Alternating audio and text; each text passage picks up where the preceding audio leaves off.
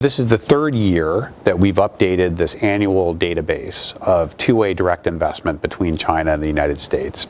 And for the full year 2017, what we see is for the first time in a decade, a downturn in the value of cumulative U.S. China direct investment flows. 2017, U.S. to China stayed steady at about $14 billion. But after a very strong 2016 of Chinese investment into the United States, 2017, the numbers fell off pretty significantly by about 1/3 downturn.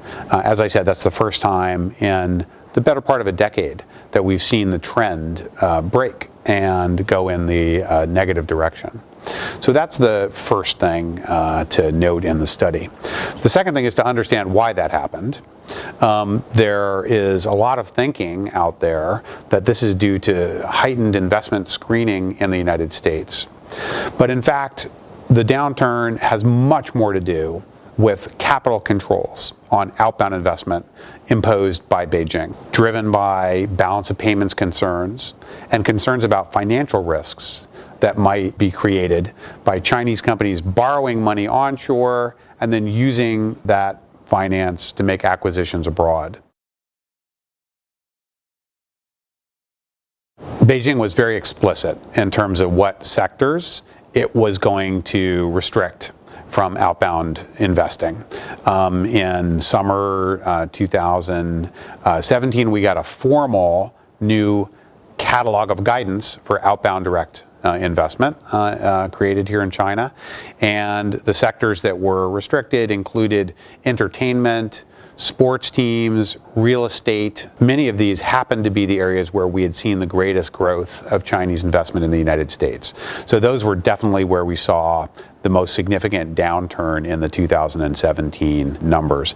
In terms of U.S. investment into China, as I said, things held up pretty well. That included entertainment as an important category of American investment here, largely theme parks such as Disney and Six Flags, and also included information and communication technology.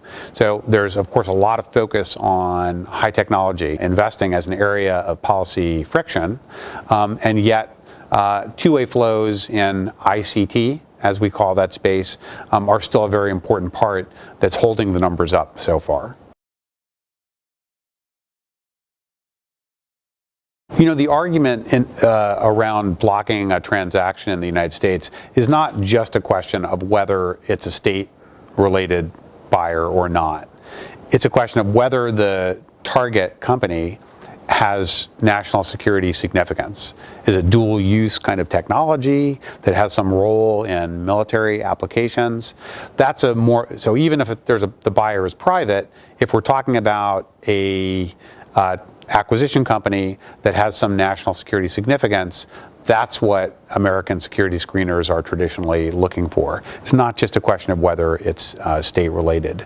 And of course, nowadays, more and more industries that we didn't traditionally think of as having a national security significance are being seen in a different light as having some security significance given the evolution of technology today, even social media, for example, and small lending like the MoneyGram transaction that was not possible in the U.S. last year.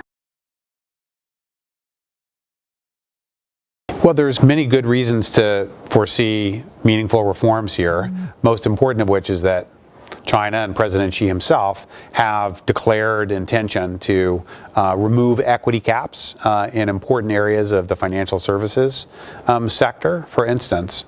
So I think we do expect passage of the overall foreign investment law here to be a helpful step as well.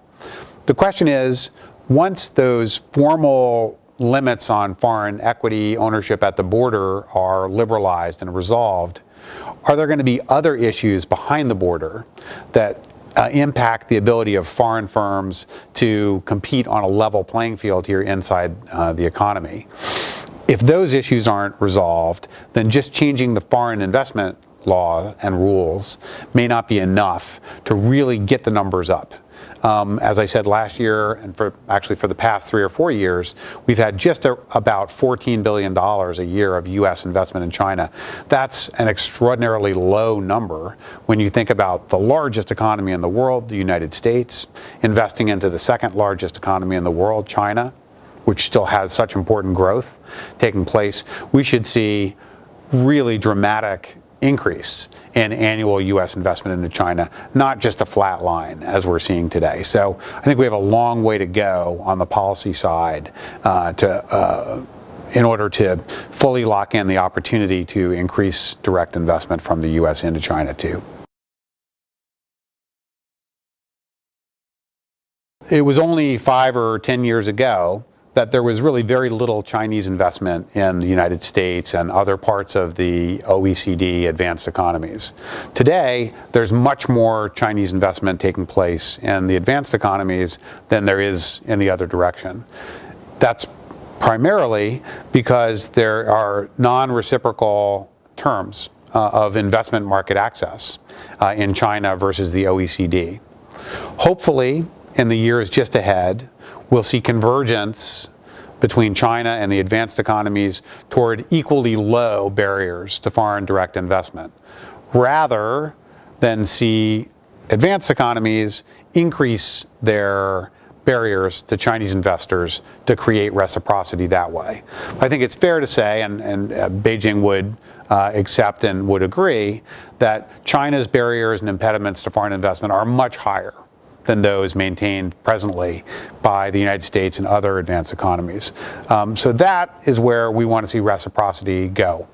Reciprocally low barriers to one another, not reciprocally high barriers.